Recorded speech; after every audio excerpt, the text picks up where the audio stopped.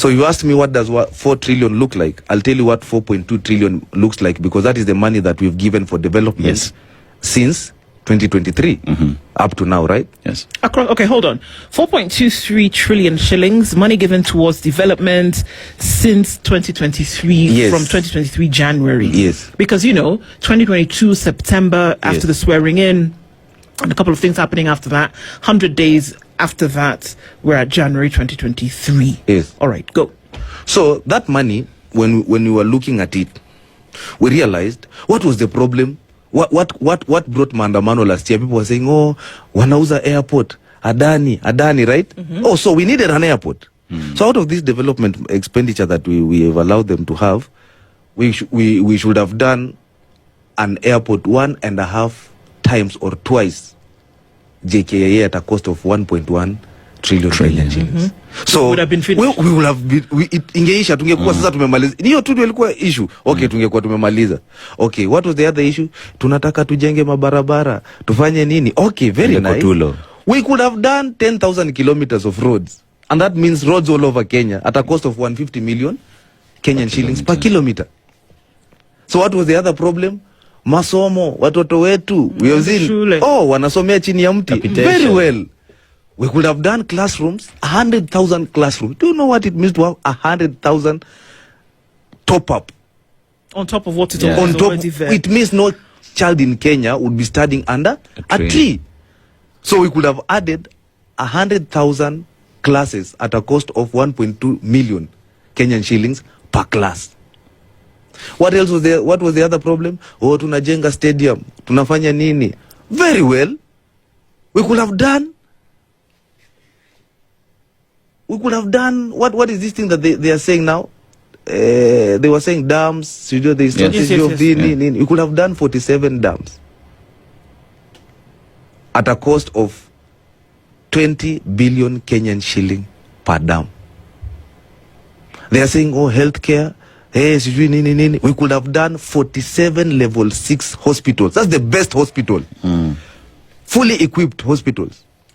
47 of them. There would be one in every county. Yes, at a cost of 7.5 billion Kenyan shillings. At Kenyan headlines about how public money is spent giving you a headache, well, Kenya's debt has pulled itself by the corruption and misappropriation bootstraps to rise from a little over 4 trillion in 2014 to 12 trillion in 2025. Like dough with the yeast inflection, debt has risen due to various factors, with fiscal capture and fiscal indiscipline being major contributors. To get into this indiscipline, a word that will have head teachers' ears tingling, let's use the supplementary budget process. Kenya has 2 supplementary budgets a year. A supplementary budget is a formal request for adjustments on an already approved budget. Think of it like when you enter the supermarket with a list and all other random items from the shelf start calling your name. GOK's 2 supplementary budgets are supposed to be used for shortfalls. However, the government is always falling short of the glory of budgeting purposely by sending the Treasury DJ a request and then shift the funds that they get from approved development projects to politically convenient programs. For example, in the financial year 2023-2024, 353 billion Kenyan shillings was spent on non-urgent residential and infrastructure initiatives. And in the 2025-2026 financial year, the renovated house up the hill spent its entire budget for the whole year in just 6 months. The executive arm of the government especially uses emergency spending for what they deem important. Ministries even lean into the naenda nakam of it all by exceeding spending by up to 150%. A big portion of these budgets end up paying for hotels, hospitality, and the Mandazi industrial complex. The Kenyan government has the fiscal discipline of a child with their first mama mesema atalipa. This poor use of public money is called fiscal capture. Fiscal capture even has a structure. That rhymes. Political elites decide where the money flows to. Senior bureaucrats figure out what the political priorities are so they can put that in budget and in contracts. Private contractors are like, yeah, let's inflate costs and deliver nothing. Weekend oversights are like, what can we really do? To understand more of this, check out the People's Audit of why we are suffering so much. So to BN, I ask, are we our own enemies? Wakili, if the elections are held this year in August 11th or in 2027, as it stands from all the political dynamics happening right now, do you as Safina have the capacity or the preparedness, the readiness, the muscle to make William Ruto one-term president? It is not Safina that makes William Ruto a one-term president. It's the people of Kenya who have made him a one-term president. And it's the people who will decide. Let the people decide. Safina party has just proffered ideas on how things can be done differently. And ultimately, it's about the people of Kenya to decide what they want.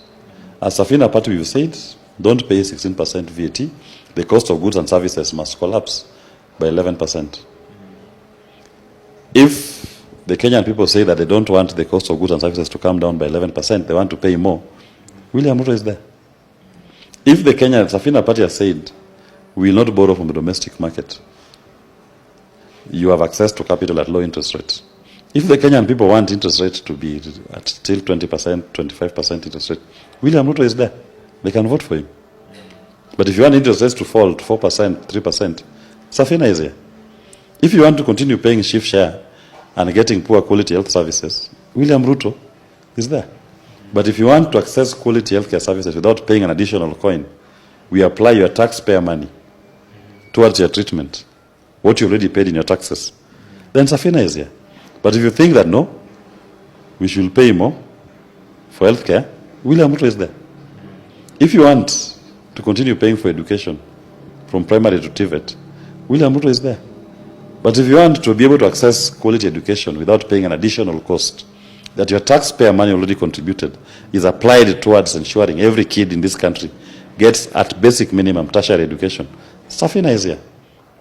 And tied to all of this, if you look at the commitments we've made as Safina Party, we are not saying that we are going to give you. We are saying what you will do.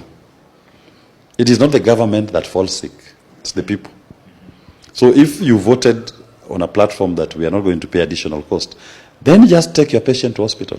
Don't wait for government to give you money to take them to hospital. Once you get to hospital, demand for free. You'll access free services and demand for quality services.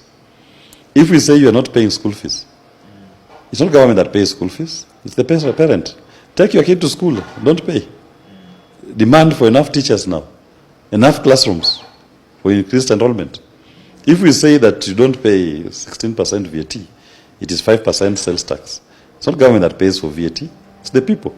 When you go to buy, simply don't pay the VAT 16%. It is you. You retain your 11%. You only make your contribution of 5% sales tax.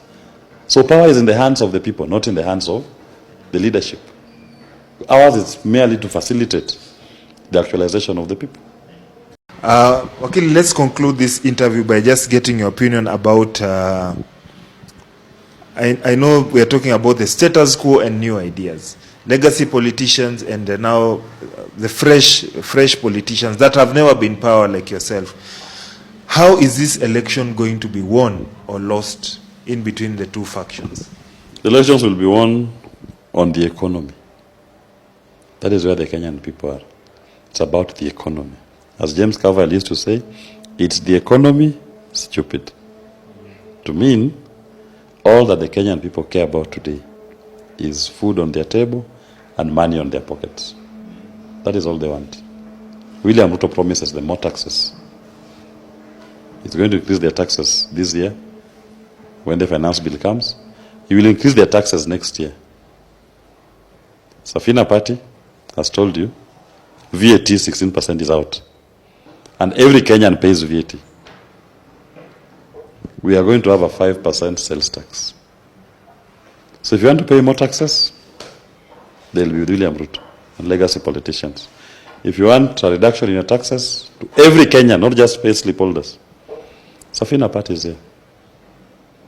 And I do believe the Kenyan people are prudent and wiser. Safina is the way.